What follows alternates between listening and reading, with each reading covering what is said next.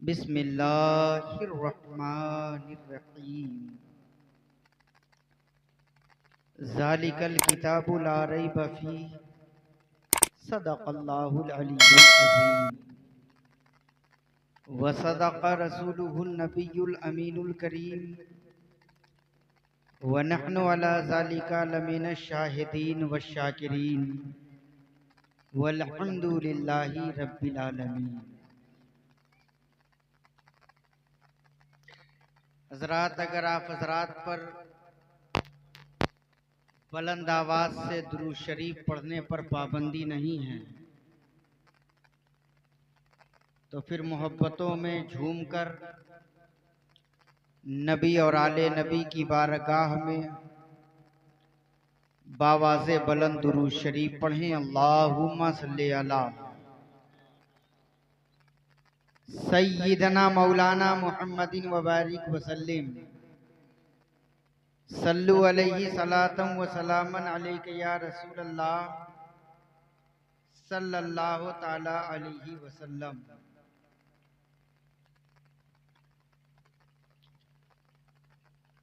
एक अच्छी बात कहूंगा हुदूद के अंदर, एक अच्छी बात कहूंगा हुदूद के अंदर, बसा है दीन मुकम्मल दुरूद के अंदर। हाय हाय आशा। और इजहार अशरफ नबी के नाम का नारा वही लगाएगा, हलाल खून है जिसके वजूद के अंदर। माशाअल्लाह माशाअल्लाह। एक मर्तबा और बावाज़े बुलंद पढ़ लीजिए। अल्लाहुम्मा सल्ली अला सय्यिदना मौलाना मुहम्मदिन व बारिक वसल्लिम सल्लु अलैहि सलातम व सलामन अलैका या रसूलल्लाह सल्लल्लाहु ताला अलैहि वसल्लम। हजरात, आप देख रहे हैं कि मिंबर शरीफ पर बावकार उलमा शोरा तशरीफ फरमा है। हजरत कारी गुलफाम रजा साहब से भी आप हजरात ने भरपूर अंदाज में समात किया। हजरत हाफिजो कारी अख्तर ताबानी साहब किबला से भी आपने नबी की नात समात की। अरशद रजा कलकत्तवी को भी आपने सुन लिया। और बीच बीच में खूब खूब अशार आप हजरात को सुनाने के लिए नकीबे इजलास आते रहे और आपको सुनाते रहे। थोड़ी देर के लिए मैं भी आपकी खिदमत में हाजिर हुआ हूं। अगर थोड़ा ज़हन आप हजरात बनाएं तो मैं भी कुछ सुनाने की कोशिश करूं। सुनेंगे आप हजरात? मोहब्बत से बोल दीजिए सुभान अल्लाह। सुभान अल्लाह।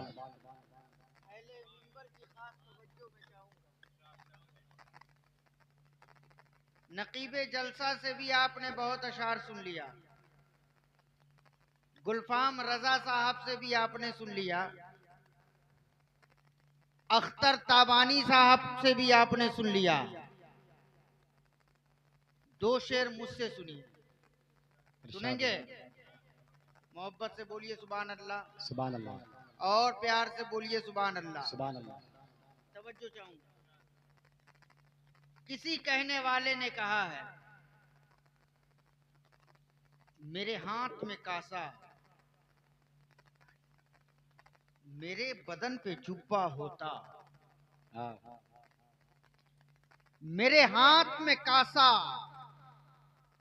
मेरे बदन पे जुब्बा होता।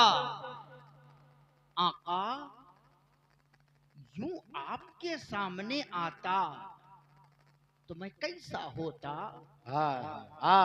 सुभान अल्लाह। यूं आपके सामने आता तो मैं कैसा होता। अपनी आंखों को नुमाइश के लिए मैं रख देता। जो लोग शेर समझते हैं वही कहेंगे सुभान अल्लाह। सुभान अल्लाह। और जो लोग सिर्फ आवाज सुन करके कूदते हैं वो खामोश रहेंगे। अपनी आंखों को नुमाइश के लिए मैं रख देता। नुमाइश के लिए कौन सी चीज रखी जाती है?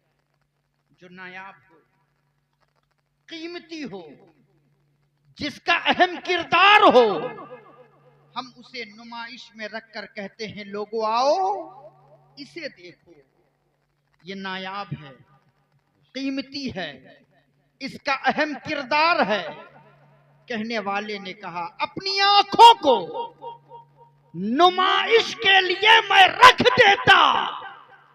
इन आंखों ने जो सरकार को देखा होता, हाय हाय हाय, सुभान इन अल्लाह, आंखों ने जो सरकार को देखा होता, और मेरे होठों पे सितारे से चमकते रहते, मेरे होठों पे सितारे से चमकते रहते, मैंने सरकार के तलवे को जो चूमा होता, सुभान अल्लाह, मैंने सरकार के तलवे को जो चूमा होता।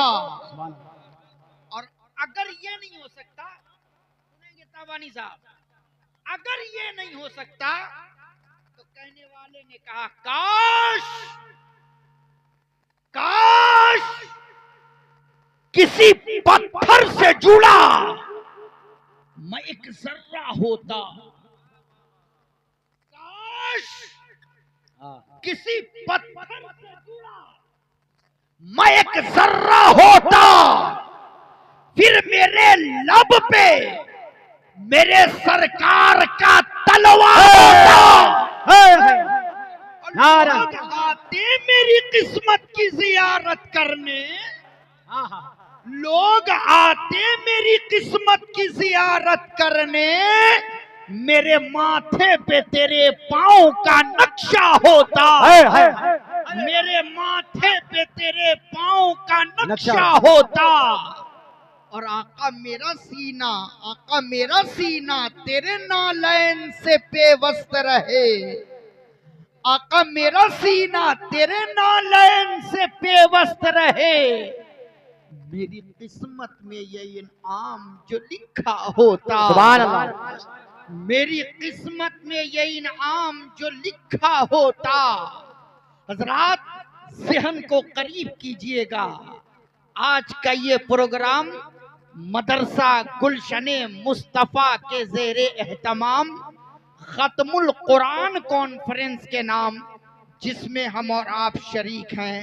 हजरात पूरी दुनिया में किताबें बेशुमार हैं, हर इल्म की किताबें हैं, हर फन की किताबें हैं, हर मजहब की किताबें हैं, हर कैटेगरी की किताबें हैं, तरह तरह की किताबें दुनिया के अंदर मौजूद है।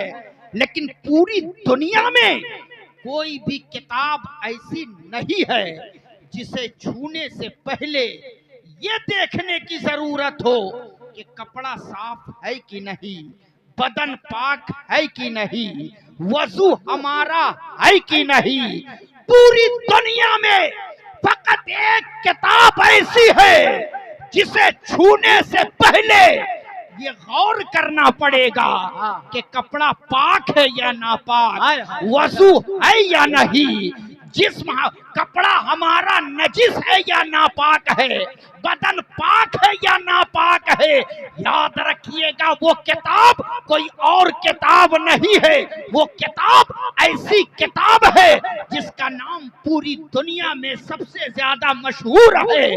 वो किताब ऐसी किताब है, ऐसी किताब है जो पूरी दुनिया में सबसे ज्यादा पढ़ी जाने वाली किताब है। वो किताब ऐसी किताब है जिसमें कानूने जिंदगी भी है, वो किताब जिसमें कानूने बंदगी भी है, वो किताब जिसमें मुकम्मल निज़ामे हयात भी है, वो किताब जिसके अंदर इंसानों को इंसानियत का पैगाम भी है, वो किताब जो आदमी को आदमियत का पैगाम भी देती है, वो किताब किताब जो हिदायत का सर चश्मा है, वो किताब जो अमन सलामती का दर्स देती है, वो किताब जो जिसके दामने करम में मर्दों के लिए भी कानून है, वो किताब जिसके दामने करम में औरतों के लिए भी कानून है, वो किताब जिसके दामने करम में रिश्ते अज़दवाज का भी एक मुस्तहकम ज़ाब्ता है, वो किताब जिसके अंदर हर खुशकोतर का बयान है, वो किताब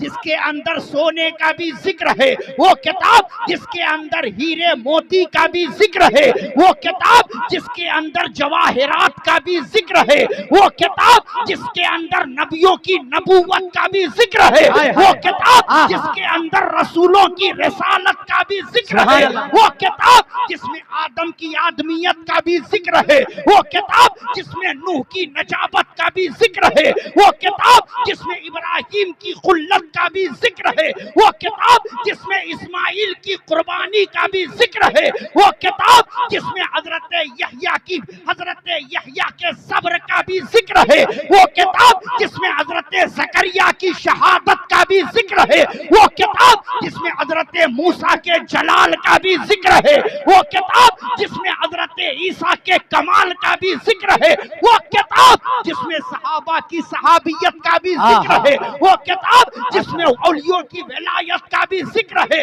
वो किताब जिसमें शुहदा की शहादत का भी जिक्र है, वो किताब जिसमें अहले बैत की तहारत का भी जिक्र है। ये और बात है कि समंदर में मोती होता है, मगर समंदर में गोता लगाना सबके बस की बात नहीं है। और अगर कोई गोता लगा भी दे तो उसे मोती मिल ही जाए, ये भी कोई जरूरी नहीं है।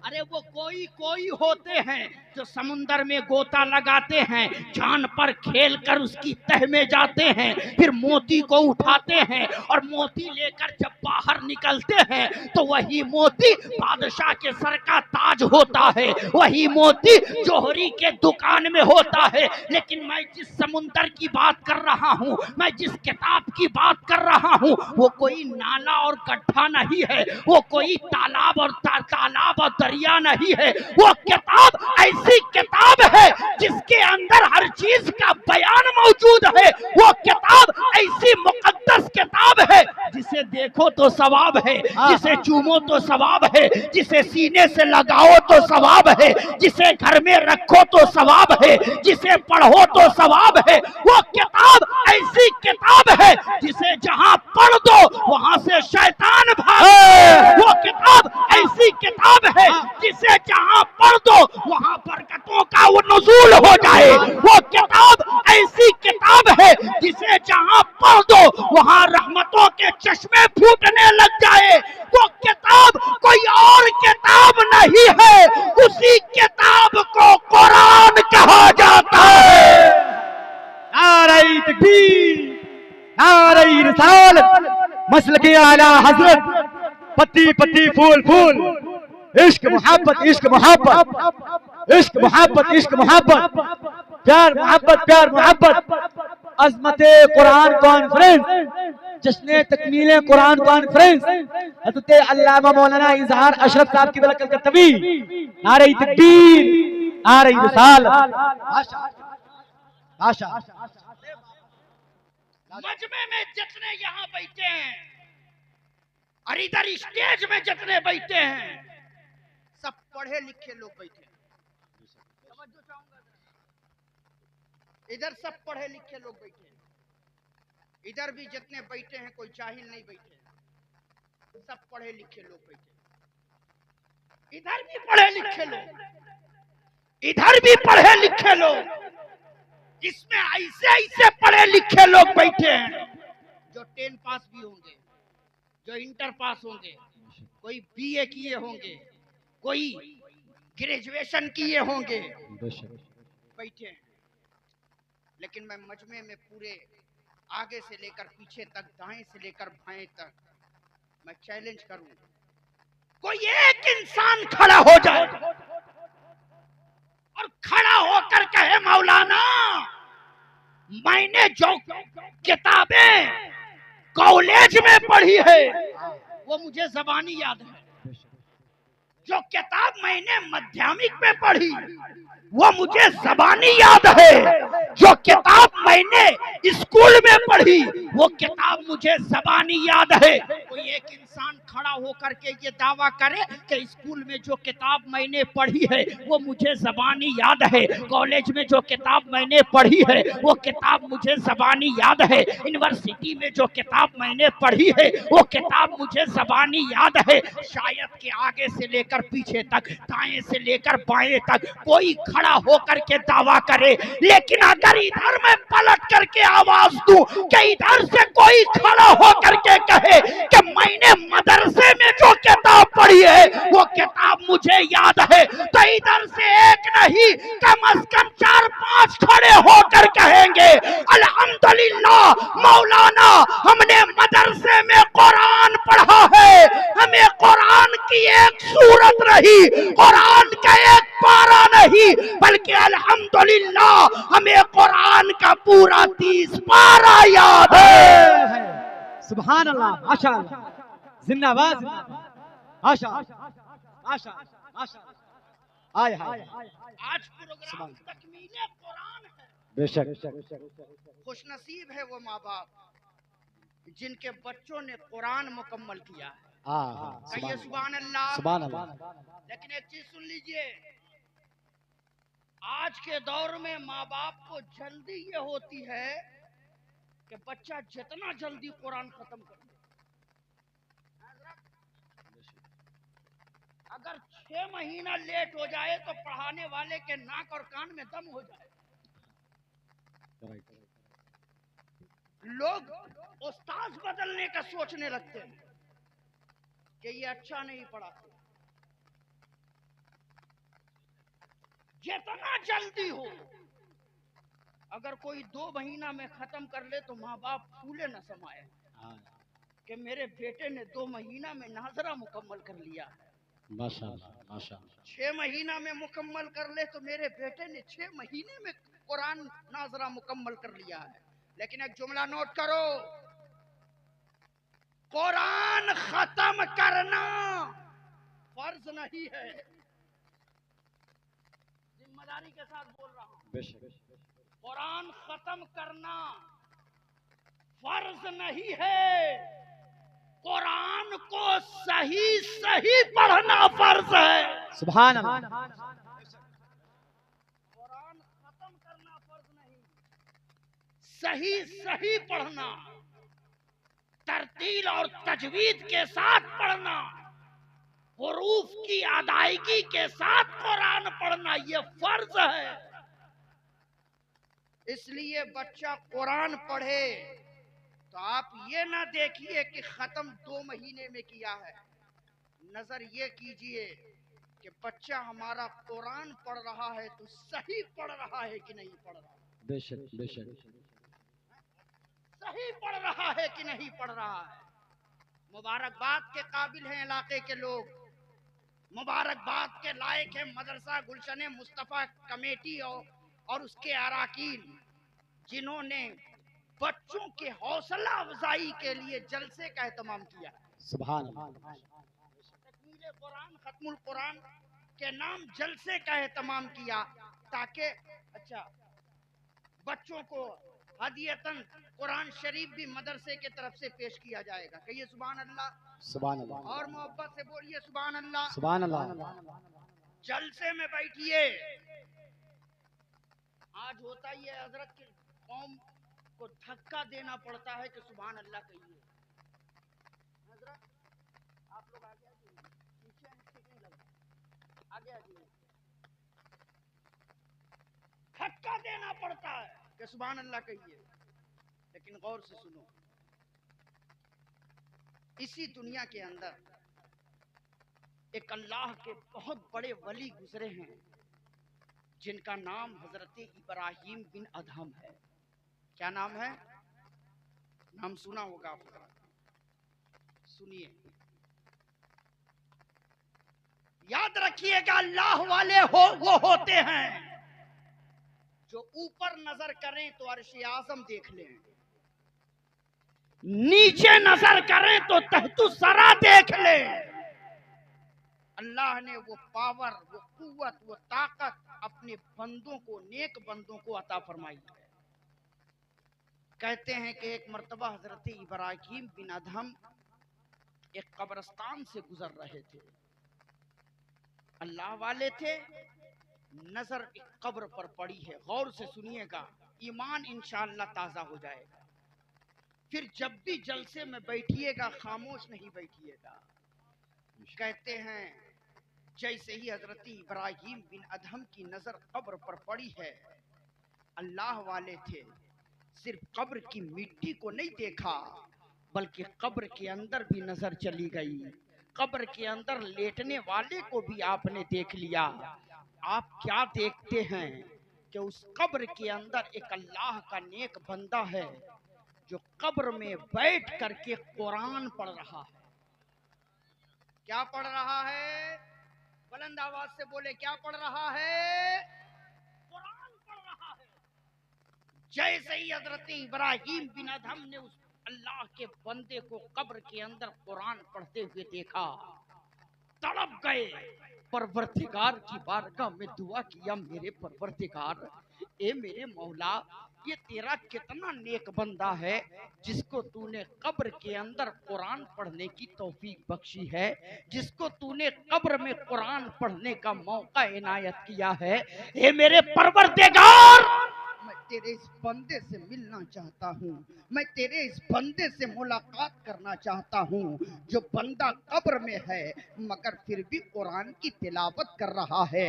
हजरत इब्राहिम बिन अदहम की दुआ रब की बारगाह में कबूल हो गई। कब्र शक हुआ है। इब्राहिम बिन अदहम करीब गए।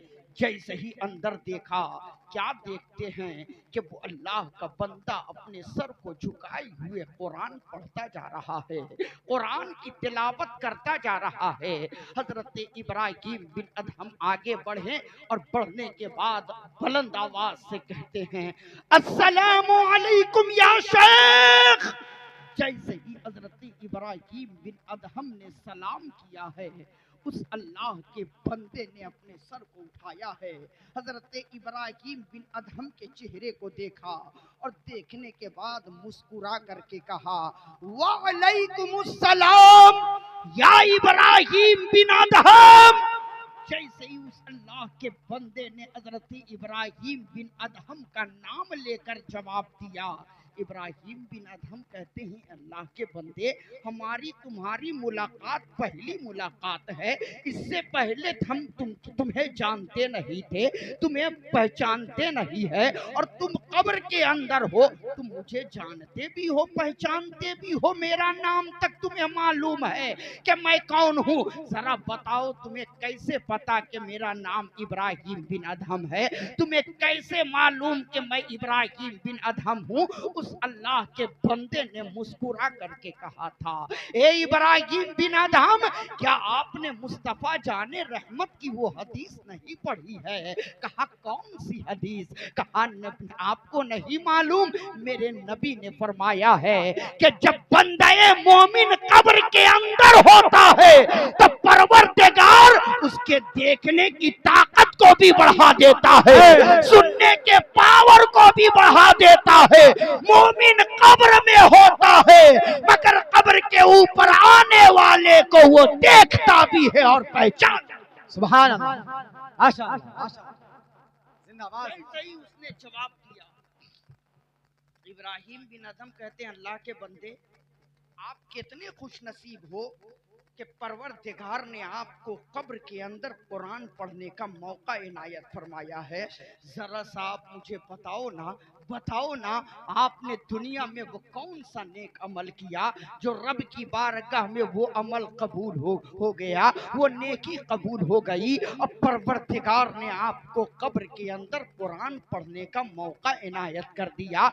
उस अल्लाह के बंदे ने मुस्कुरा करके कहा था, ए इब्राहिम बिन अदहम, बचपने से मेरे दिल में ये ख्वाहिश थी कि मैं हाफिज़ कुरान बन जाऊं, मैं कुरान का हाफिज बन जाऊं। परवरदिगार परवरदिगार का करम हुआ, मैंने मेहनत की, चंद सालों में मैं हाफिज़े कुरान हो गया। और जब मैं हाफिज़े कुरान हो गया तो फिर कभी भी मैंने कुरान को अपने से अलग नहीं किया, कभी भी कुरान को मैंने अपने से जुदा नहीं किया, कभी भी कुरान को मैंने अपने से दूर नहीं किया, बल्कि जब मैं हाफिज़े कुरान हो गया तो हर वक्त हर लम्हा जब तक मेरी आंख खुली रहती थी मैं कुरान की तिलावत करता रहता था। मैं लेटा रहता मगर कुरान पढ़ता रहता, बैठा रहता मगर कुरान की तिलावत करता रहता, चलता रहता कुरान की तिलावत करता रहता।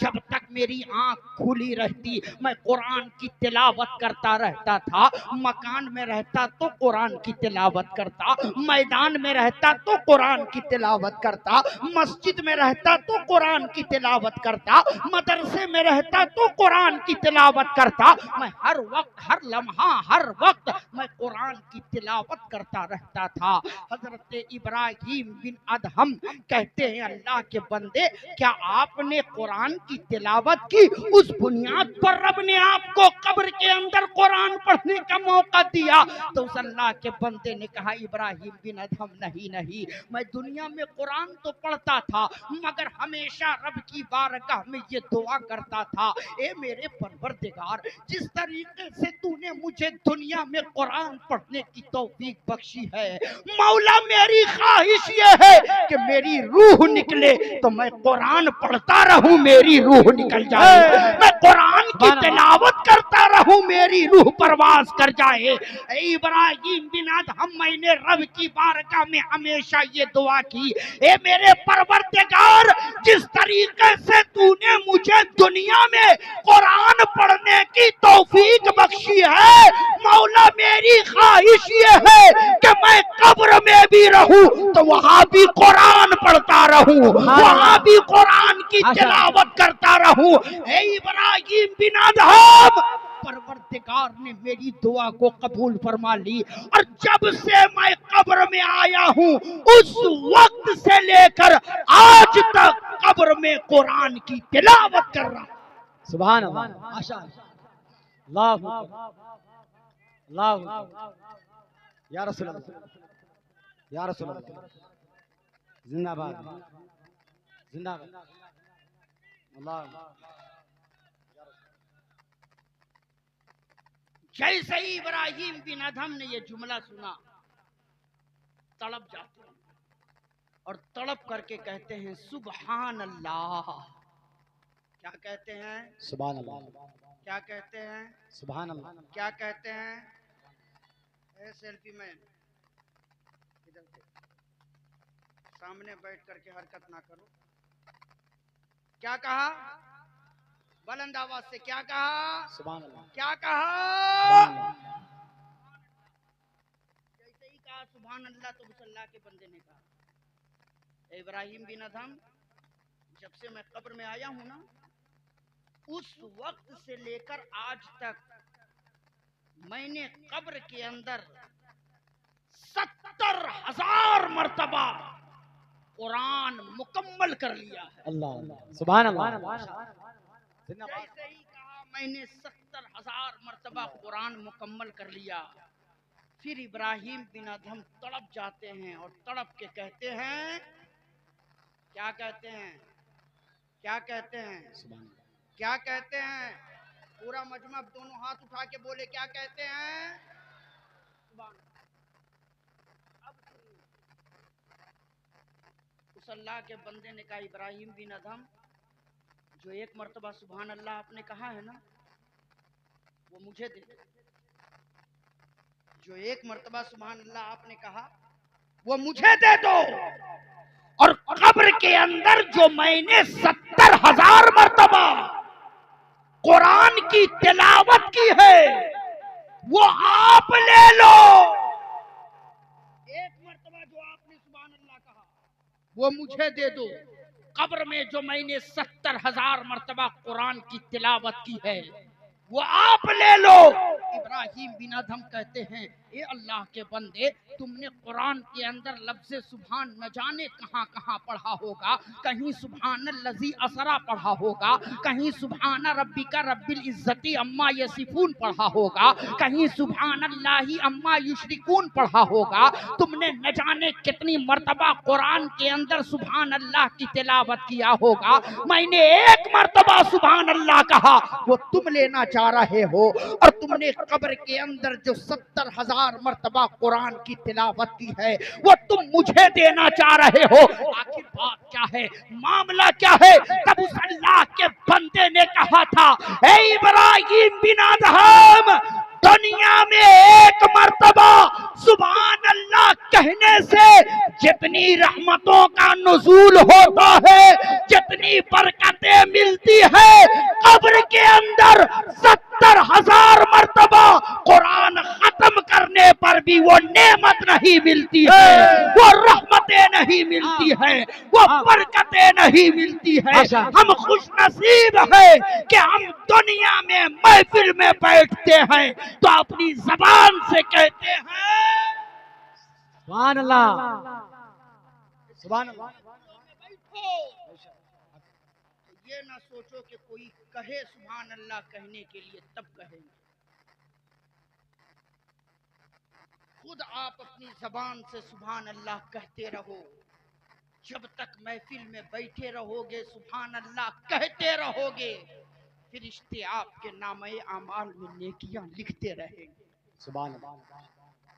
हो सकता है यही लफ्ज़ सुभान अल्लाह जो हमारी जबान से निकले और हमारे लिए निजात का जरिया बन जाए। लेकिन आज हम अपने बच्चों को पढ़ाना चाहते हैं तो बस इतना समझते हैं कि बस बेटा बस जैसे भी हो कुरान पढ़ ले, बस जैसे भी हो पढ़ ले। फिर तो इसको स्कूल में पढ़ाना है, कॉलेज में पढ़ाना है, ऑफिसर बनाना है, इंजीनियर बनाना है, डॉक्टर बनाना है, फिलासफर बनाना है, न जाने क्या क्या बनाना है। अगर पूछा जाए क्यों, तो यही कहेंगे कि अगर दीन अगर पढ़ाएंगे तो मिलेगा क्या, मिलेगा क्या? और अगर दुनिया पढ़ाएंगे तो अच्छी नौकरी मिलेगी। दुनिया पढ़ाएंगे तो हमारा बेटा दुनिया में आला मकाम हासिल करेगा। दुनिया पढ़ाएंगे तो दुनिया के लोग उसके पीछे पीछे घूमेंगे।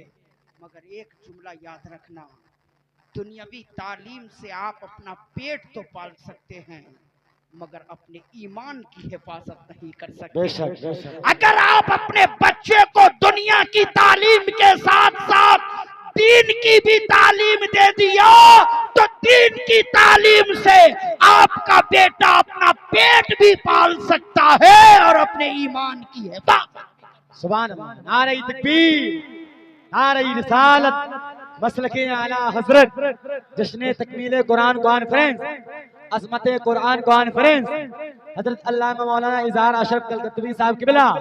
नारे तकबीर, नारे। आलम ये है, बिल्कुल संजीदगी के साथ दो चार बातें मेरी सुन लीजिए।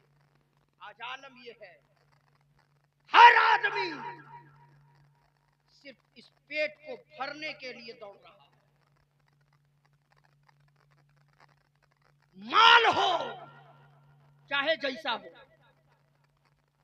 हराम का हो या हलाल का हो, झूठ से आए या सच बोल कर आए, जायज का हो या नाजायज का हो, वो सब कुछ देखने की जरूरत नहीं है। बस इस गोदाम को भरना है, इस पेट को भरना है।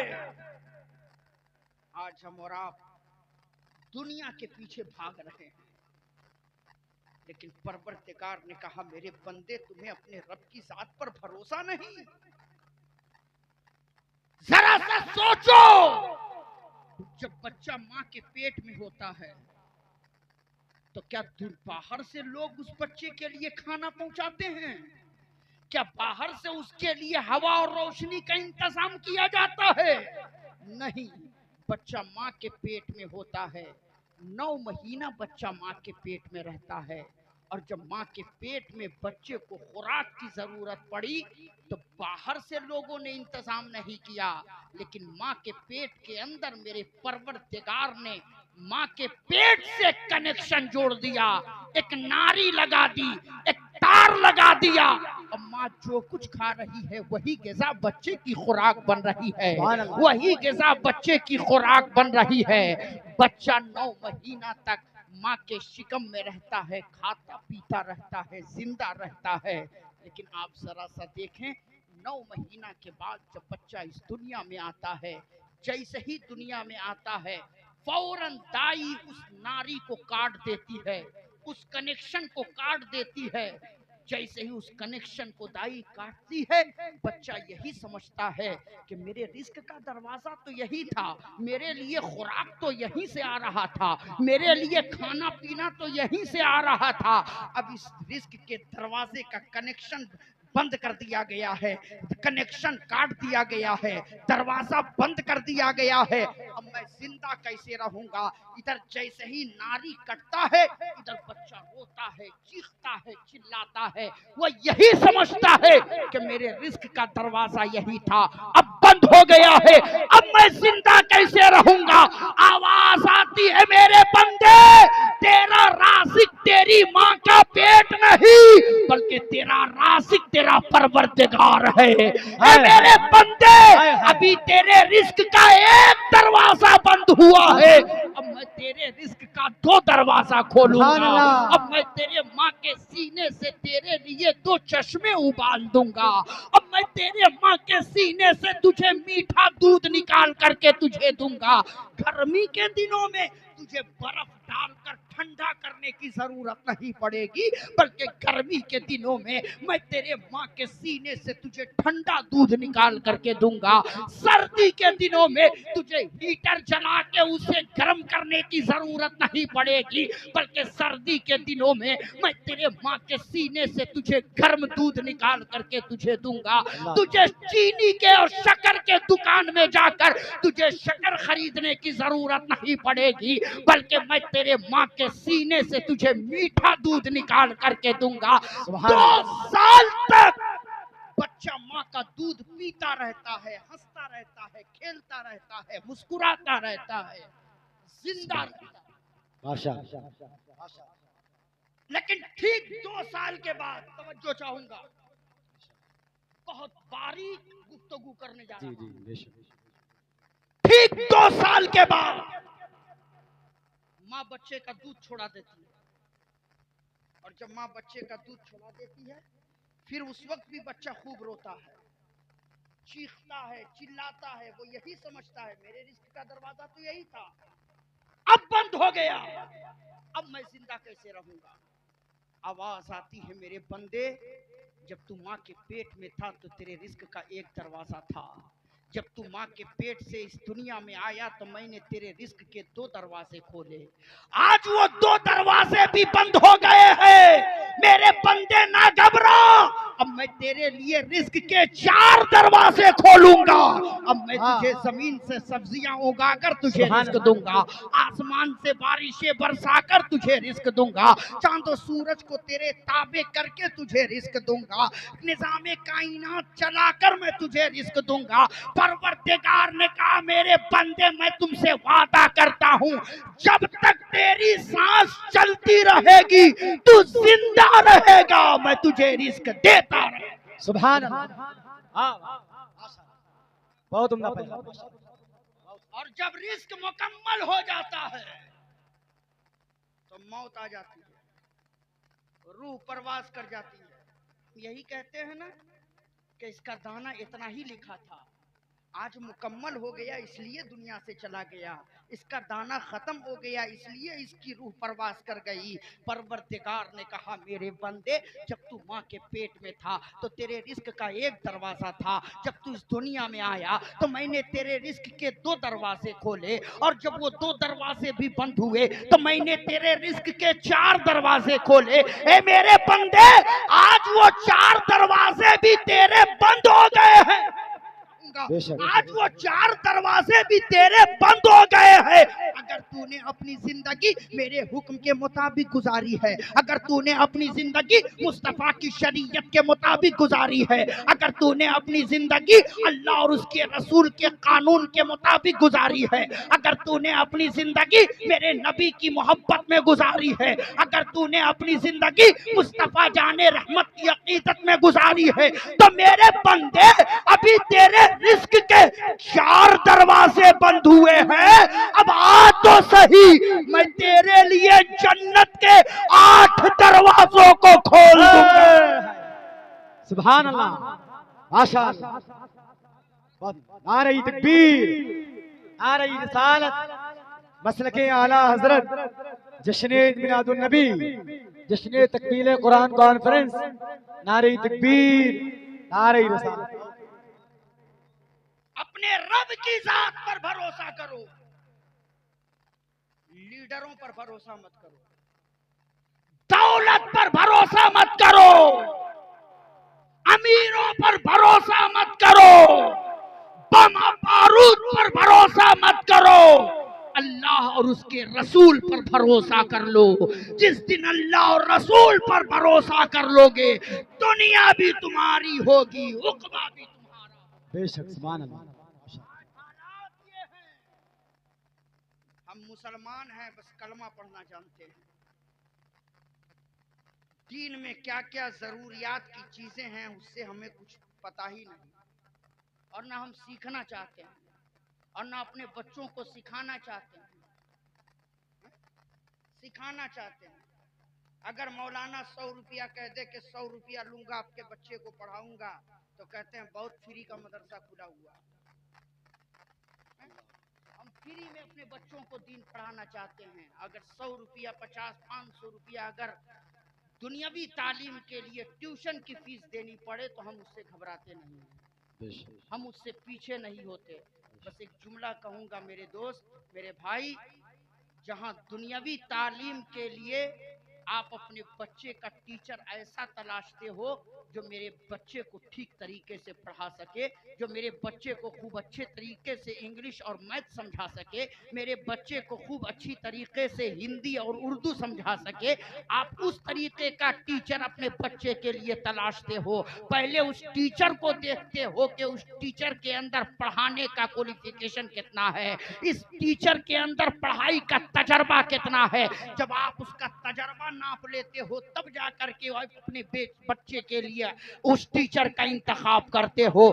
ठीक इसी तरीके से जिस तरीके से दुनिया की तालीम के लिए आपने अपने बच्चे के लिए अच्छा टीचर का इंतखाब किया है, उसी तरीके से दीन की तालीम के लिए भी अपने बच्चे के लिए अच्छे टीचर का इंतखाब करो, अच्छे कारी का इंतखाब करो, अच्छे आलिम का इंतखाब करो, अच्छे पढ़ाने वाले का इंतखाब करो। जो जितना अच्छा पढ़ा होगा आपके बच्चे को उतना अच्छा पढ़ाएगा। जब आपका बच्चा कुरान पढ़ेगा तो दुनिया के लोग सुनकर कहेंगे कि ये किसी आम मकतब में पढ़ करके नहीं आया है, बल्कि बेहतरीन कारी कुरान से कुरान पढ़ करके आया है, बेहतरीन हाफिज कुरान से कुरान। माशाअल्लाह, माशाअल्लाह, माशाअल्लाह। ये अपने बच्चों को दीन पढ़ाओ। बेशक, इतना ही सोच करके पढ़ा लो कि कम से कम मेरे मरने के बाद मेरा बेटा कब्र पे भी तो खड़ा होकर के पढ़ दे कुरान। बेशक, बेशक। आज जरा सा सोचिए, अगर बाप मर जाए तो बिल्डिंग कौन लेता? बोलो कौन लेगा? जायदाद कौन लेगा? बेटा देखिए कितना तेजी से बोल रहा है। और जहां बहनों को देने की बात आए वहां तरह तरह का नौटंकी निकलना शुरू हो जाता है कि शादी हो गई, इतना खर्च कर दिया, तेरा पूरा हो गया। जिसका जो हक है उसे दो। बेशक, जिसका जो हक है उसे दो। जहां बेटे का हक शरीयत ने मुकर्रर किया है, वहीं बेटी का हक भी शरीयत ने मुकर्रर किया है। बेशक, बेशक। और बात है कि अगर भाई को बहन दे दे तो ये और बात है, लेकिन अगर उसका हक हो और वो मांगे तो उसे दो। किसी की जमीन और किसी का माल अगर आप हड़प लिए तो उसका हिसाब दुनिया में भी देना होगा और आखिरत में भी देना होगा। बेशक, सुभान अल्लाह, बेशक। लेकिन जरा सोचो, बाप मर जाए जमीन बेटे के नाम, बाप मर जाए बिल्डिंग बेटे के नाम, बाप मर जाए खेत खलियान बेटे के हवाले, गाड़ी बाड़ी बेटे के हवाले, मगर वो बेटा कैसा बेटा है, बाप के मरने के बाद सब कुछ तो ले लिया मगर बाप के जनाजे पर खड़ा होकर के दुआ भी नहीं पढ़ पा रहा, अल्लाह, दुआ भी उसे याद नहीं है। सोचो उससे बड़ा बदनसीब कौन होगा, उससे बड़ा बदनसीब कौन होगा जो बाप के जनाजे पे खड़ा होकर के दुआ भी ना पढ़ पाए, उसे जनाजे की दुआ भी याद ना हो और इमाम मौलवी का सहारा ले। हुक्म तो ये है कि अपने बाप का जनाजा खुद बेटा पढ़ाए।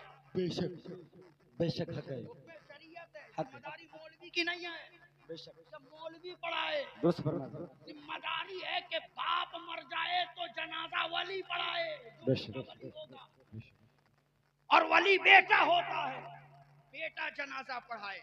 हम कहते हैं चलो अगर जनाजा पढ़ाने के काबिल नहीं हो तो मुसलमान हो, बाप के जनाजे में खड़े होकर के दुआ तो पढ़ सकते हो। ये दुआ याद कहाँ से होगा, इधर उधर घूमने से याद नहीं होगा, मोबाइल देखने से याद नहीं होगा, उलमा से राबता करने से होगा, दीन की किताब पढ़ने से दुआएं याद होगी, मदरसे से ताल्लुक जोड़ने से दुआएं याद होगी। इसलिए मुसलमानों, हम मुसलमान हैं तो दीन में जो जो जरूरी चीजें हैं उन चीजों को याद कर लो, पढ़ लो, ताकि दुनिया में भी काम आ जाए और आखिरत में भी काम आ जाए। बेशक, सुभान अल्लाह। अल्हम्दुलिल्लाह हजरत, मैं भी मदरसा चलाता हूँ, लेकिन मैंने अपने मदरसे का निजाम ऐसा बना करके रखा है, इंग्लिश मीडियम में जो निजाम है वो अरबी मीडियम में मैंने लागू करके रखा है। और अल्हम्दुलिल्लाह मेरे मदरसे के छोटे छोटे बच्चे हैं, खड़े करके पूछ लीजिए बेटा जनाजे की दुआ पढ़ दो तो फौरन जनाजा पढ़ाना शुरू कर दो। सुभान अल्लाह। ये जज्बा, ये तरीका होना चाहिए। मौलवी चाहता है कि हम कौम के बच्चों को पढ़ाए, मगर कब मौलवी पढ़ाएगा जब मौलवी का पेट भरा रहेगा। कब? आज हम 4000 रुपए मौलवी को दें और समझ लें कि मौलवी हमारे बच्चे का गुलाम बन जाए, बच्चा जो कहे हम मौलवी वही करे, हम जो कहे वही करे, तो फिर उस वक्त मौलवी क्या करेगा? मौलवी इधर उधर टाइम पास नहीं करेगा तो क्या करेगा? इसलिए अगर आप अपना और अपने इलाके का, अपने कौम का मुस्तकबिल अगर संवारना चाहते हो तो आलिम को मजबूत रखो, उलमा को मजबूत रखो, अपने मस्जिद के इमाम को मजबूत रखो, मदरसे में पढ़ाने वाले को मजबूत रखो। अगर ये लोग मजबूत रहेंगे तो पूरा मोहल्ला मजबूत रहेगा। जब इनका पेट भरेगा तो ये जब जब मुसल्ले पर खड़े होंगे तो यही कहेंगे मौला जिसने मेरी मदद की है मौला तू उसकी रिस्क में बरकतें अता फरमा, उसकी परेशानी को दूर फरमा। और जब 5 वक्त की नमाज में जब दुआ करेंगे तो परवरदिगार वो दुआ रद्द नहीं फरमाएगा बल्कि कबूल। सुभान अल्लाह। इसलिए उलमा का एहतराम कीजिए, आलिम का एहतराम कीजिए। किसी मौलवी के पीछे पड़ने से पहले अपने गरीबान में देख लीजिए, अपने आप को देख लीजिए। इसलिए उलमा का एहतराम कीजिए। और अल्हम्दुलिल्लाह इस गांव के लोग बेहतरीन और अच्छे मिजाज रखने वाले हैं। जो ये दीन का जज्बा ही तो है, दीन का जज्बा ही तो है कि नाजरा मुकम्मल हुआ तो जलसा हो गया। सुभान अल्लाह। नाजरा मुकम्मल हुआ तो जलसा हो गया, और जब कुरान मुकम्मल हिफ्ज हो जाएगा तब न जाने कितना बड़ा जलसा। हाय हाय हाय हाय, सुभान अल्लाह, जिंदाबाद। आपकी अकीदत को मैं सलाम करता हूँ, आपके जज्बात को। अल्लाह ताला आपके जज्बात को सलामत रखे, आपकी हिम्मत को सलामत रखे, आपके हौसले को सलामत रखे। ये बहुत बड़ी बात है कि पढ़ाने वाले ने आपके बच्चे को कुरान खत्म करा दिया तो पूरा मोहल्ला मिलकर के एक आलीशान जलसा करा दिया, ताकि ये भी एक यादगार बन जाए कि फला सन में एक जलसा हुआ था तो मेरे बच्चे का कुरान भी उसी साल मुकम्मल हुआ था, मेरे बेटे का कुरान भी उसी साल मुकम्मल हुआ था। और ये याद खत्म नहीं होगी बल्कि हमेशा के लिए बरकरार। सुभान अल्लाह। मुबारकबाद के लायक हैं आप हजरात। इसलिए मदरसे में पढ़ाने वाले का भी ख्याल रखिए। पढ़ने वाले अगर कोई बच्चे हैं गरीब हैं, पढ़ नहीं पा रहे हैं, अल्लाह ने आपको हैसियत दिया है तो अपने खर्च से उस बच्चे को पढ़ाइए। सुभान अल्लाह। ये जो जलसा आपने कराया है, सवाब मिले ना मिले, कबूल हो ना हो, गारंटी नहीं है। बेशक हक बात बोल रहा हूँ हजरत, मैं अपनी तकरीर का खुद जिम्मेदार हूँ, कोई गारंटी नहीं है। ये तो मेरे रब की रहमत होगी और रब की रहमतों के सहारे कबूलियत का दर्जा मिल जाएगा। बेशक सुभान अल्लाह। लेकिन अगर आपने किसी गरीब बच्चे को अगर आपने पढ़ा दिया ना तो गारंटी है कि वही बच्चा आपकी निजात का जरिया बन जाएगा। सुभान अल्लाह। वही बच्चा निजात का जरिया बनेगा, वही आपके लिए सवाब जारिया बनेगा, वही आपके लिए कामयाबी का सबब बनेगा। इसलिए अगर कोई गरीब बच्चा है पढ़ नहीं पा रहा है तो अपने उस बच्चों को पढ़ाने के लिए हौसला दीजिए, पढ़ाइए। जो खर्च किताब में आता है वो आप दे करके पढ़ाइए। अगर उस आपके दिए हुए किताब से अगर बच्चा इल्म हासिल कर लेता है तो उस पर अमल करेगा तो जहां उसे सवाब मिलेगा वहीं आपको भी सवाब। अपने मदरसे को तरक्की दीजिए, बढ़ाइए और आगे बढ़ाइए। आज बच्चे नाजरा पढ़ रहे हैं, हौसला ये रखिए कि हम आज मैंने नाजरा खत्मुल कुरान का जलसा किया है, कल हमारे बच्चे इस मदरसे से हाफिजे कुरान बन करके सुभान अल्लाह निकलेंगे, आलिमे दीन बन करके निकलेंगे। ये जज्बा आपके अंदर होगा तो अल्लाह ताला खूब खूब बरकतें अता फरमाएगा। यार जिंदा सुहबत बाकी, वमा अलैना इल्लल बलाग।